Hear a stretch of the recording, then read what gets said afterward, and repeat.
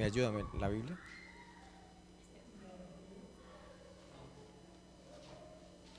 Bueno, muy bien. Vamos a hoy hablar una serie nueva. Vamos a estar hablando acerca de la familia, del propósito de la familia. Todo el mes vamos a estar hablando un poco acerca de la familia, que tiene que ver mucho con lo que las reuniones que se van a hacer este mes, que es de qué? Mujeres y parejas, ¿cierto? Mujeres y parejas. Entonces todo va acorde al tema de familia y queremos ver la familia en el propósito que Dios la diseñó, ¿sí? Queremos tener entendimiento conforme a la palabra de Dios y la mejor forma de entender la familia es por medio de la palabra. Entonces quiero que me acompañen por favor a Génesis capítulo 1 versículo 28. Génesis capítulo 1 versículo 28.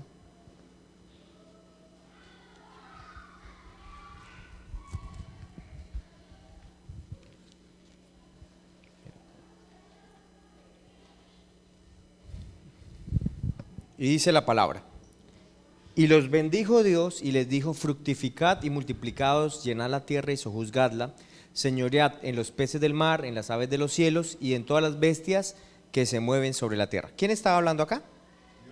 Dios. ¿Y a quién les estaba hablando? Específicamente a Adán y Eva, a Adán y Eva. Ahora mire lo que dice: y los bendijo Dios y les dijo. ¿Esto es singular o plural? Plural, ¿cierto? O sea, a varios. O sea, estaba bendiciendo no solamente a Adán, sino a Eva y la familia. Pues la familia en ese momento era Adán y Eva, ¿cierto? Y los bendijo. ¿Y qué les dijo? ¿Cuál fue la bendición? Fructifíquese, multiplíquese, llenen la tierra, sojúzguela y señoree. Eso tiene que ver con autoridad. Entonces, Dios está hablando acá y Dios fue quien bendijo la familia. La familia no es una idea del hombre, no es una idea de Hollywood, no, la familia es una idea ¿de quién? De Dios, de Dios. Y cuando nosotros hacemos las cosas a la manera de Dios, hay bendición, ¿sí? Entonces cuando vivimos la familia de acuerdo a la voluntad de Dios, ¿va a haber qué? Bendición, va a haber lo que está diciendo acá, fructificar, ¿qué más? Multiplicación, y va usted a poder ejercer autoridad sobre circunstancias en la vida. ¿Sabe qué circunstancias se van a colocar frente a nosotros y nosotros necesitamos ejercer autoridad y tenemos autoridad espiritual? Pero cuando entendemos que el propósito de la familia, así que la familia es la primera institución creada por Dios. Usted sabe que la iglesia también, pero la primera fue ¿qué? La familia, aunque la iglesia está llena de familias, ¿no? Está llena de familias.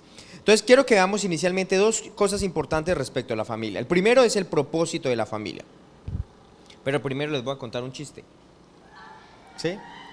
Bueno, pues yo se los voy a leer porque pues así para contarlos no soy tan bueno, pero sí se los leo. Para leer soy bueno. Entonces, en el cielo habían dos filas de maridos, ¿sí? Una de ellas era para los maridos dominantes, los machos, los alfa. Macho alfa, ¿cuántos macho alfa acá? No, todos, no, muy sutiles acá. Otra fue para los maridos sometidos. ¿Cuántos sometidos acá? Ahí sí, amén. La fila de los maridos sometidos, sumisos, era larguísima. Imagínense. La otra fila de los maridos dominantes solo tenía un hombre. Era un hombre pequeño y tímido. No parecía un marido dominante. El ángel se acercó y le pregunté: ¿y por qué estás en esta fila? Él contestó: pues mi esposa me mandó para estar aquí. Era solo un chiste. Bueno, sigamos. Siga, pastor, siga. Génesis 2:18. Génesis 2:18. Sí, vamos en el propósito de la familia. Génesis, ¿qué? 2:18. Génesis 2:18. Ese es 2:1. ¿Te quedó trabado? Bueno, yo se lo leo. Y dijo Jehová Dios: no es bueno que el hombre esté solo, le haré ayuda idónea para él. Entonces, ¿qué pasó qué fue? Dios hizo toda la creación, ¿cierto? Los 6-7 días allí creando. ¿Y qué pasó? Dice que vio algo que no era bueno. ¿Y qué era? que el hombre estuviera solo. O sea, que él quería que el hombre estuviera acompañado. Así que Dios creó el matrimonio por eso, porque quería que el hombre ¿qué? Estuviera, el hombre y la mujer estuvieran, no estoy hablando solo del género hombre, sino en general, que estuvieran ¿qué? Acompañados.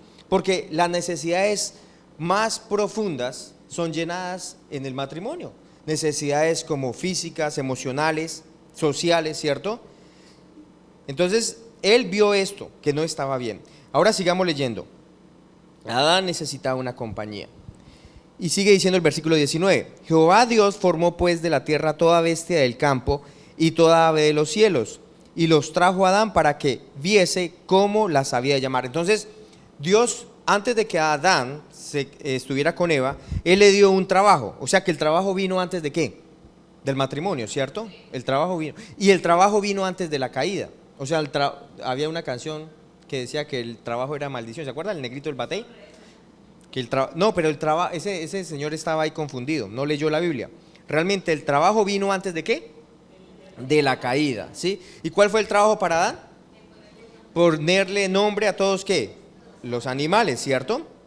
Y todo lo que Adán llamó los animales vivientes, ese es su nombre. Y puso Adán nombre a toda bestia, ave de los cielos y a todo ganado del campo, mas para Adán no se halló ayuda idónea para él. Ahora usted imagínese a Adán dándole nombre a todos los animales, ¿cierto? Entonces llegaba ya ese animal con ese cuello bien larguísimo, ¿cierto? La jirafa, pero también llegaba la señora jirafa, ¿cierto? Llegaba el hipopótamo y también llegaba ¿qué? La señora hipopótamo, ¿cierto? Y así cada animal llegaba con su pareja. Y él, y bueno, ¿y yo qué? Ninguna de estas cuadra conmigo, ¿cierto? Entonces, ¿qué hizo Dios también al darle ese trabajo? Entender la necesidad que él también necesitaba una compañera, ¿sí? Él al ponerle nombre a cada animal sintió que, oiga, ¿y la mía? Ahora, sigamos leyendo, versículo 21. Entonces Jehová Dios hizo caer sueño profundo sobre Adán. Y mientras éste dormía, tomó una de sus costillas y cerró la carne en su lugar. Y de la costilla que Jehová Dios tomó del hombre, hizo una mujer y la trajo al hombre. Entonces, Dios vio la necesidad que había en Adán. ¿Cuál era la necesidad? ¿De una qué? Compañera, ¿cierto? De una compañera. Ahora, es interesante de dónde sacó el Señor, de qué parte del cuerpo sacó el Señor a Eva. ¿Él la tomó de dónde dice? De la costilla o de su costado, ¿cierto? No lo tomó de la cabeza para que ella no se enseñoreara de él, ¿cierto? Pero tampoco la tomó de sus pies para que él la pisoteara. Pero sí la tomó ¿de dónde? De su costado para que fuera su compañera, debajo de su brazo para que fuera protegida, del lado de su corazón para que fuera amada. Tremendo, ¿no?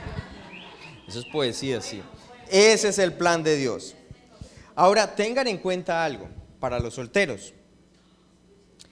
Escuchen, solteros. ¿Cómo estaba Adán? Dice que Dios, ¿qué hizo para traerle o para formar a Eva? Dice que él tuvo que caer ¿en qué? En un sueño profundo, ¿cierto? En un sueño profundo. O sea que Adán tuvo que dormir profundamente.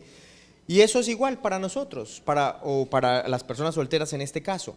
Dormir profundamente es dormir a sus propios deseos, a sus propios planes, a sus propios deseos, ¿cierto? ¿Para qué? Para encontrar la persona correcta. Porque uno tiene ¿qué? Pensamientos, ideales, y muchos de los ideales a veces es dado por la misma cultura, por el mismo mundo, ¿cierto? Y uno se imagina, mejor dicho, muchas cosas y le da mucha prioridad a cosas que realmente Dios no le da prioridad. ¿Qué es lo que generalmente se mueve en este sistema? La parte exterior, es muy fuerte, ¿cierto? O sea, es mucho más fuerte lo exterior que lo interior. Lo importante es que el man esté bueno, o lo importante es que la vieja tenga buenas curvas y ya, ¿sí o no? No, eso es pura carreta. Pero es algo que es muy fuerte en la sociedad, ¿cierto? Es el estándar, ¿cierto? Entonces todo se trabaja en pro de eso y realmente se deja lo más importante. Entonces cuando dice Adán tuvo que dormir profundamente, tuvo que dormir ¿a qué?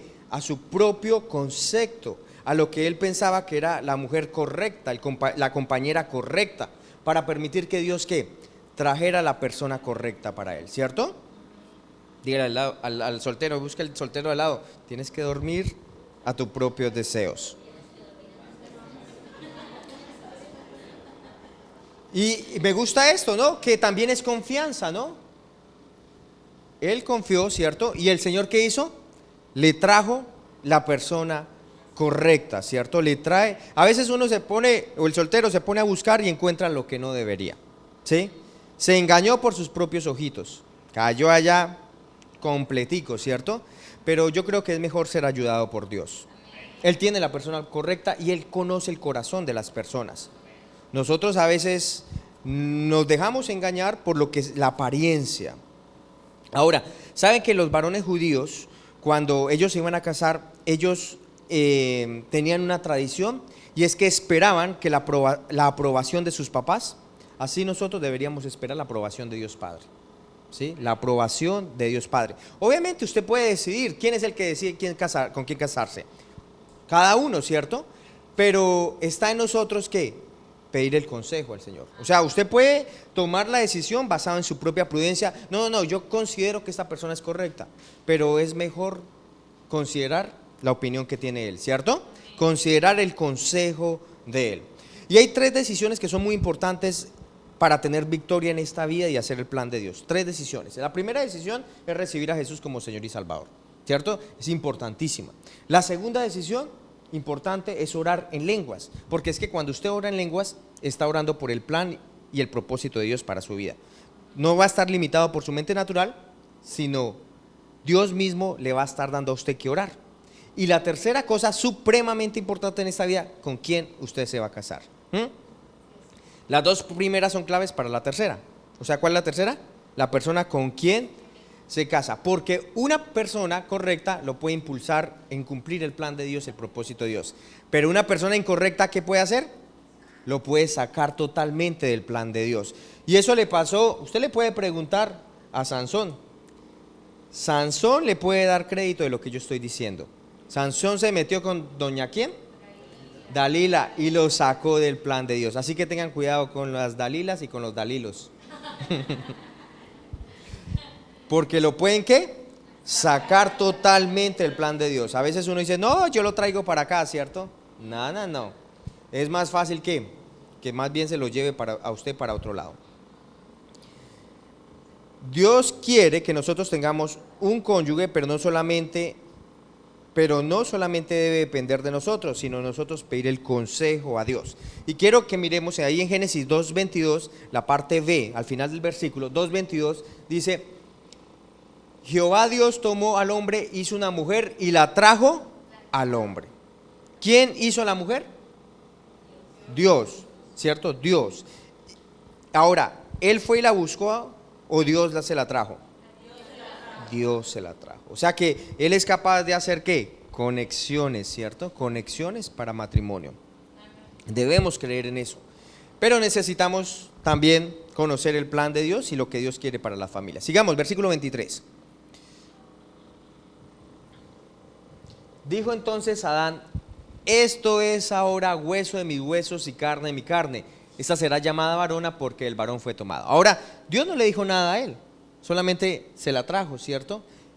¿Y él qué? Eso le fue revelado. O sea, esto que él dijo es una exclamación, o sea, de júbilo, ¿cierto? El man supo, esta es la mía, esta sí es, esta no es como la hipopótama esa o la jirafa esa, esta es la mía, esta es la varona, esta es para mí, ¿cierto? Él lo supo en su corazón. O sea que cuando Dios va a traer a la persona para los solteros, usted va a saber en su corazón que esa persona es la correcta para usted. Amén. Él explotó de júbilo, hubo en él ¿qué? Gozo. Versículo 24. Por tanto dejará el hombre a su padre y a su madre y se unirá a su mujer y los dos serán una sola carne. Entonces esta palabra dice por tanto que dejará a padre y madre. Ahora, ¿qué significa dejará padre y madre? Significa que la relación entre marido y mujer es mucho más íntima que entre padres e hijos, ¿sí? O ese es el sentido de ese dejará. Es mucho más que íntima, mucho más íntima. Ahora, cuando dice dejará a su padre y su madre, no significa simplemente una separación geográfica. O sea, me tengo que ir del país, me tengo que ir del departamento, de la ciudad. No, ustedes pueden ser vecinos con sus papás, ¿cierto? No hay problema con eso. ¿Cuál sería el problema? Es como estar sujeto emocionalmente a sus papás todavía, cuando ya está casado.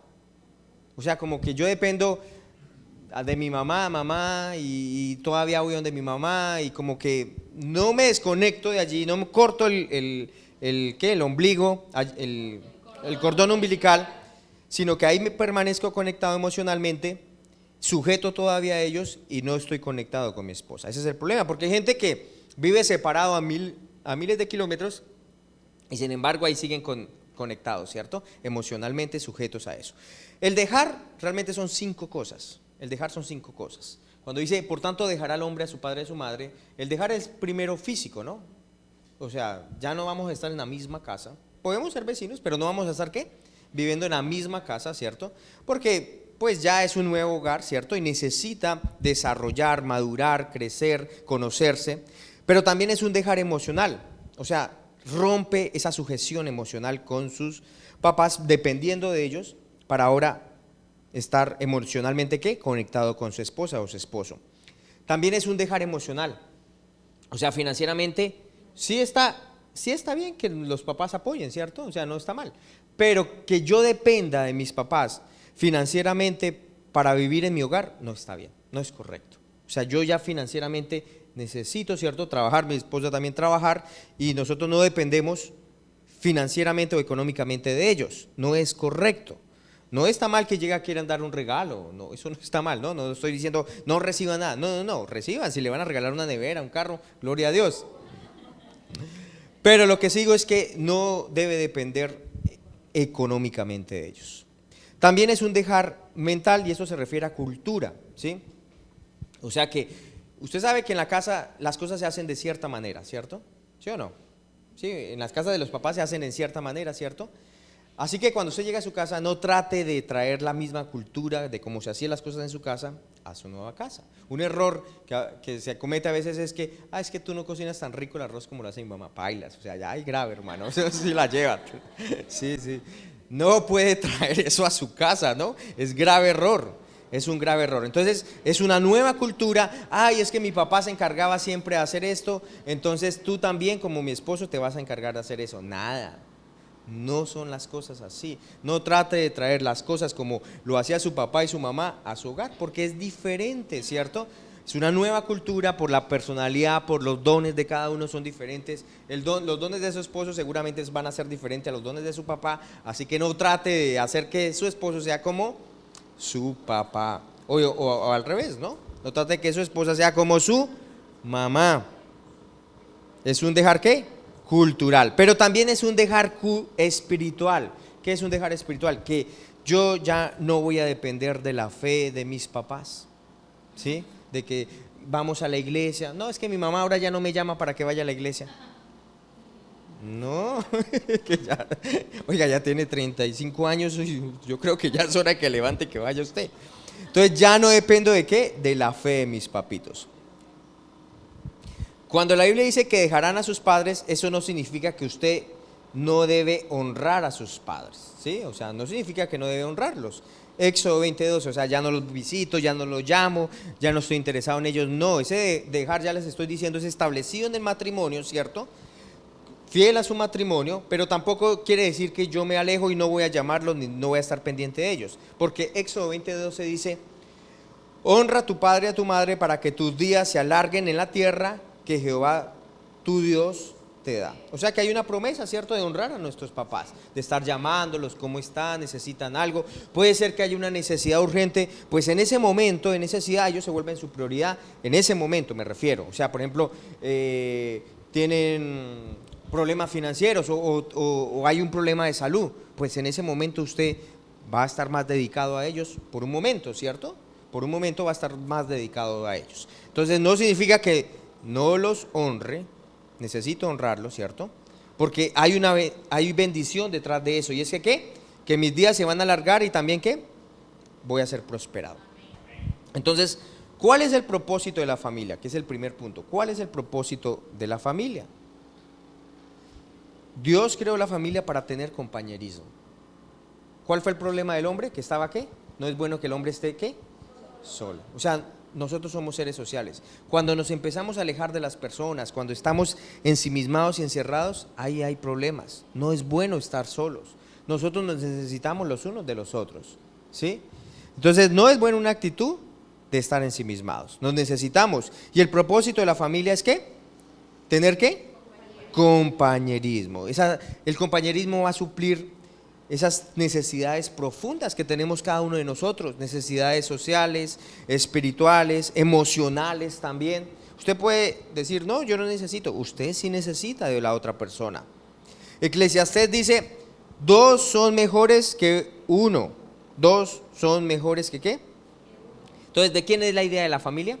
¿De la sociedad? De Dios, ¿cierto? De Dios. Es parte del deseo de Dios que las personas sean bendecidas. ¿Y la bendición está en qué? En la familia. La bendición, por eso él mismo dijo, fructificad, multiplicad. Hay bendición cuando estamos en familia. Es parte del corazón de Dios. Y la segunda cosa, yo les dije dos cosas, quiero hablar acerca de esto, y es el compañerismo del matrimonio. ¿El compañerismo qué? En el matrimonio. Y otro chiste, ¿sí? ¿Me dejan echarle otro chiste? Los que quieran. Muy bien. Una mujer acompañó a su esposo al médico. El médico la llamó a solas a su oficina y le dijo, si no haces lo siguiente, tu esposo va a morir. Primero, cada mañana debes prepararle un desayuno saludable y que salga de la casa de buen genio. Segundo, al almorzar prepárale un almuerzo bien calientito, que salga contento. Tercero, para la cena prepárale una cena deliciosa y especial. No lo canses con tareas del hogar. De regreso a casa, el esposo le preguntó, ¿qué le había dicho el doctor? Ella le respondió con lágrima en sus ojos, te vas a morir.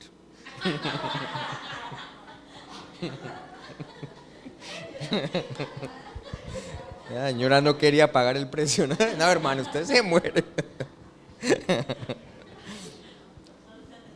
¿Está bueno o no? Gálatas 2:15. Buenísimo, ¿no? Gálatas 2:15.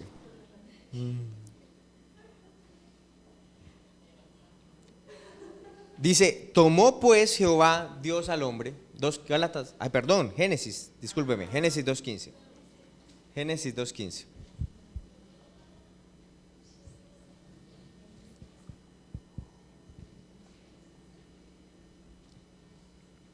Tomó pues Jehová Dios al hombre y lo puso en el huerto del Edén para que ¿qué?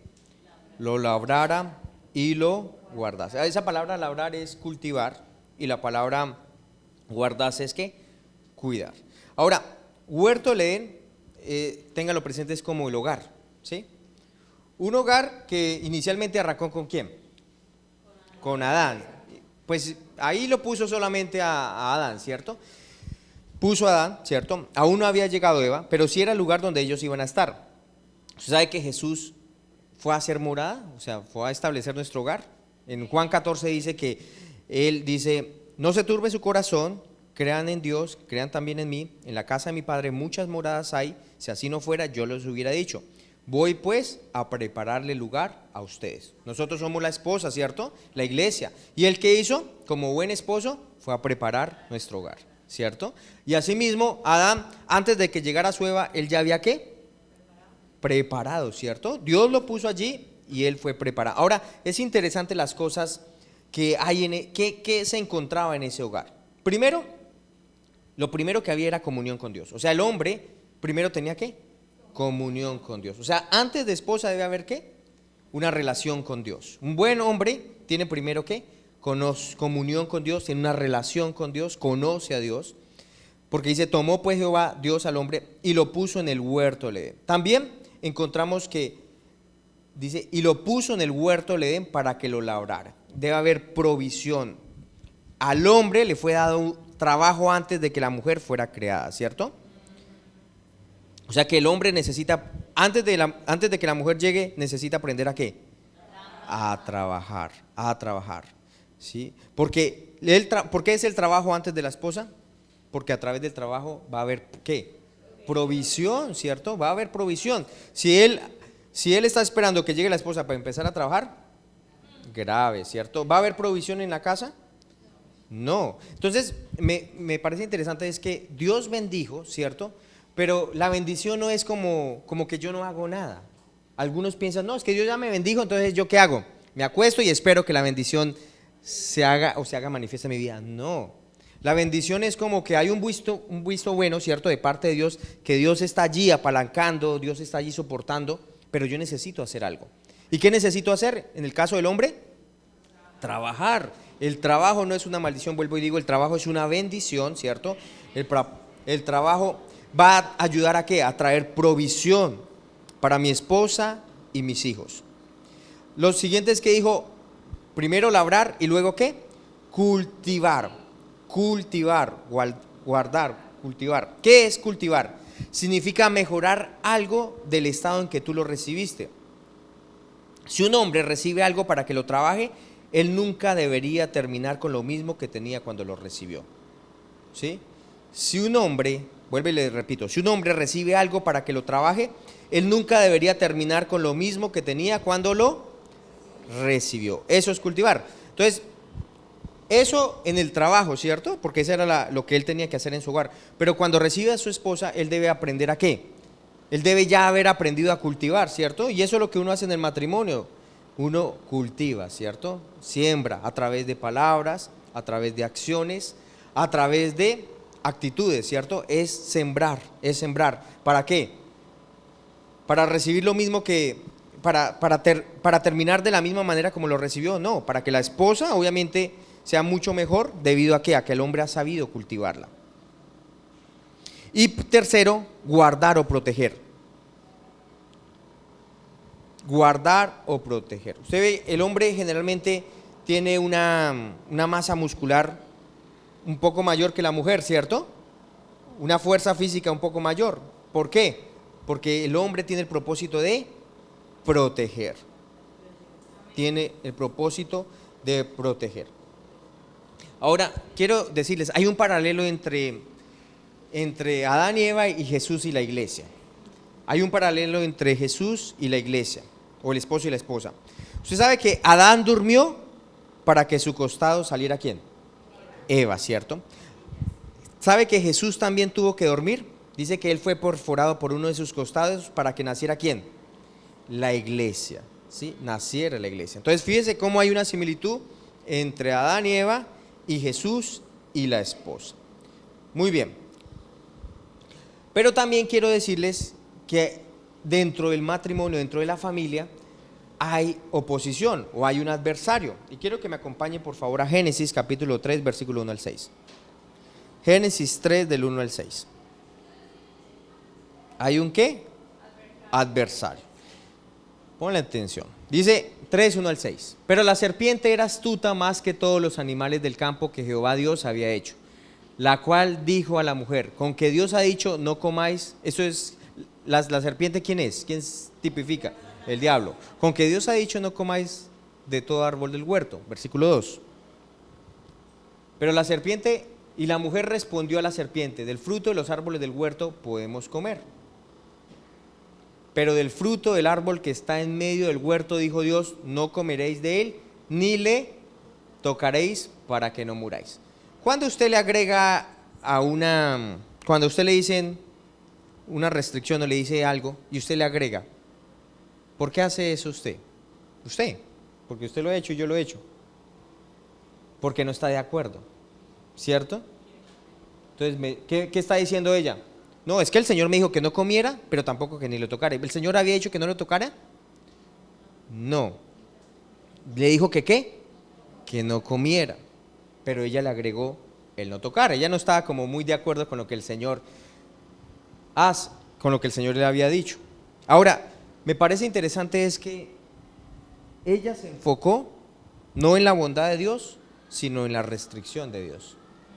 ¿Cuál fue la bondad de Dios? Él le dijo, de todos esos árboles que hay en el jardín del Edén, de todos ellos puedes comer. ¿Pero qué hizo ella? Se enfocó en la restricción. Entonces la serpiente dijo a la mujer, no moriréis. Versículo 5. 3:5. Sino que sabe Dios que el día que comáis de él serán abiertos vuestros ojos y seréis como Dios, sabiendo el bien y el mal. Versículo 6. Y vio la mujer que el árbol era bueno para comer y que era agradable a los ojos, árbol codiciable para alcanzar ¿qué? Sabiduría, y tomó de su fruto y comió y dio también a su marido, el cual comió así como ella. Entonces, como esposos debemos ser vigilantes, ¿cierto? Porque detrás del matrimonio, ¿cierto? Viene el diablo, obviamente, a tratar de destruir y traer división, ya que fue algo creado por Dios. Adán realmente no tomó un lugar para proteger y ella no se apoyó en su marido. Entonces, yo quiero mostrarle cuatro cosas al menos, cuatro formas en las que Eva falló, ¿sí? En las que Eva falló. La primera es que Eva cooperó al oír las mentiras de Satanás. ¿Eva qué? Cooperó al oír las mentiras de Satanás. Ella cooperó, ¿cierto? O sea que ella se quedó lo suficiente ahí escuchándolo, oyendo el astuto discurso de Satanás. ¿Qué debo hacer? ¿Qué debió haber hecho Eva? Huir, ¿cierto? ¿Por qué tuvo que ponerse a escuchar mentiras? No, es que yo voy a tratar de convencerlo. A veces uno sale con eso. Pero no, ella debió haber salido corriendo. O sea que tú tienes que aprender a salir corriendo de aquello que va contrario a la voluntad de Dios para tu vida. Segunda de Corintios 10:5, quiero que miremos. Segunda de Corintios 10:5.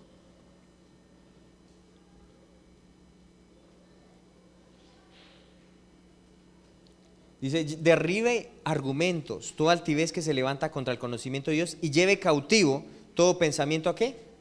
A la obediencia a Cristo. O sea que usted tiene que darse cuenta que hay pensamientos que son contrarios a la palabra de Dios. Usted necesita llevarlos ¿qué? Cautivos. O sea, no darle libertad en su mente. No, cautivos es simplemente a controlarlos. No le dé lugar a esos pensamientos. Entonces la primera cosa que hizo ella fue primero ¿qué? Oír. Ella prestó atención, ella escuchó las mentiras del diablo. Lo segundo en los que ella cooperó es que consideró las mentiras. Ella empezó a tomar en consideración. ¿Qué es tomar en consideración? Le colocó cuidado. Se empezó a enfocarle en lo que Satanás le estaba diciendo, en las mentiras que él estaba sembrando en su mente. Mire lo que dice el versículo 2. Y la mujer respondió a la serpiente: del fruto de los árboles del huerto podemos comer, pero del fruto del árbol que está en medio del huerto dijo: no comeréis de él ni lo tocaréis, para que no muráis. Entonces, ¿qué es lo que estaba haciendo ella? Considerando lo que él había dicho, pero también respondió, ¿cierto? Pensó en esto que estaba diciendo el diablo, pero ella le respondió. En lugar de fijarse en la bondad de Dios, ella se fijó en la restricción de Dios. Y lo tercero en lo que Eva cooperó es creer las mentiras y no la verdad de la palabra de Dios. Ella lo creyó, oyó, lo consideró. Tercero, creyó, ¿cierto? Y por último, obró conforme a la mentira. ¿Ella qué? Obró. Entonces, ¿qué sucede? ¿Cuál es el momento más oportuno para ya parar lo que el diablo quiere hacer en la familia? El momento más oportuno de parar lo que el diablo quiere hacer en contra de la familia. Apenas está hablando en contra de ella, ¿cierto? En ese momento, ya cuando usted ha considerado, se hace más difícil porque ha estado meditando, porque ha estado teniéndola presente, ¿sí? Y ya cuando la ha creído, ha llegado a su corazón. El considerarla es tenerla en la mente, hasta ahora inicialmente, pero a medida que usted la considera, va a llegar ¿a dónde? A su corazón, y luego usted va ¿qué? A actuar de acuerdo a esa mentira. ¿Qué podemos hacer? Necesitamos renovar nuestra mente, necesitamos tomar la verdad de la palabra de Dios. Mire, ejemplos, vamos a colocar ejemplos prácticos de mentiras que habla el diablo acerca de la familia. Una mentira es: mi familia no es perfecta, ¿cierto? Uy, mire la familia que se presenta a través, no sé, en la iglesia, o la familia de los pastores, o la familia que muestra la televisión. Ellos sí son perfectos. Pero ¿sabe qué? Ninguna familia es perfecta.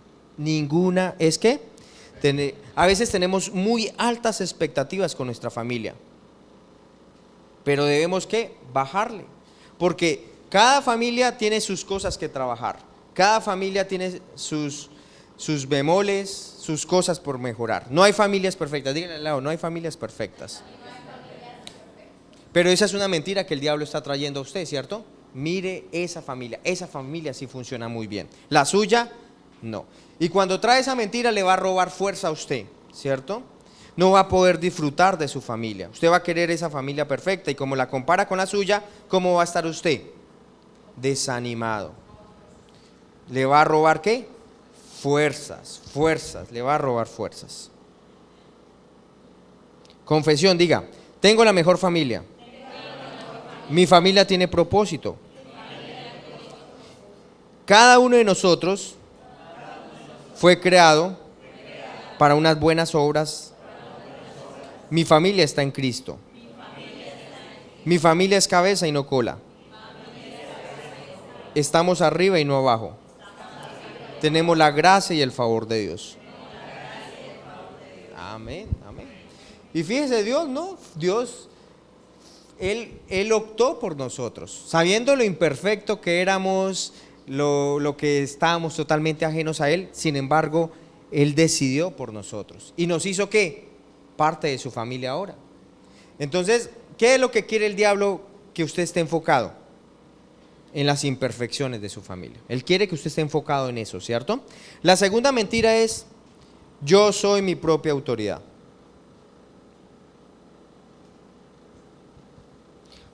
O sea que en la familia nosotros tenemos que someternos los unos a los otros, ¿sí?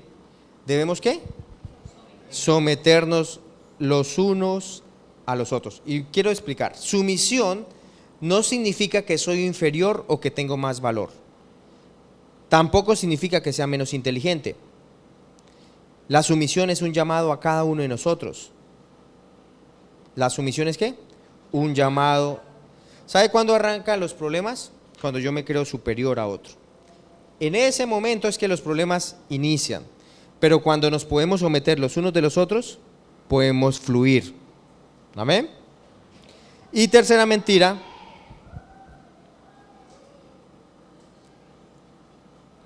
tengo que ganar con logros el amor y la aceptación.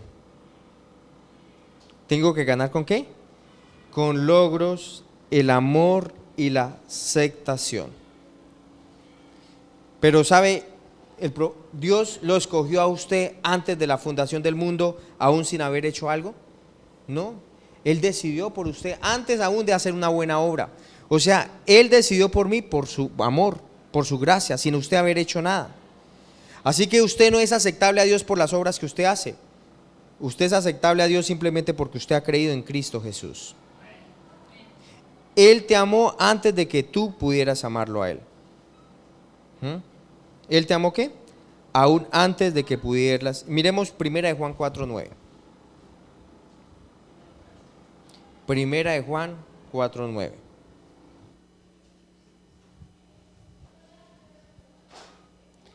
En esto se mostró el amor de Dios para con nosotros, en que Dios envió a su Hijo unigénito para que vivamos por Él.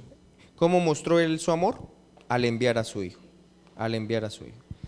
Él murió por ti para que tú pudieras experimentar su amor y la aceptación de Dios como un regalo de su gracia. Entonces, concluyamos. ¿Cuáles son las tres mentiras que el diablo trae a la familia? Mi familia no es perfecta, ¿cierto? La segunda, yo soy mi propia autoridad. Y la tercera, tengo que ganar. Exacto. Pero no, Dios nos amó por su gracia. Amén. No por logro, ¿cierto? Bueno, muy bien. ¿Cuántos aprendieron hoy algo de la familia? Amén. Bueno, pongámonos de pie. Vamos a darle gracias al Señor.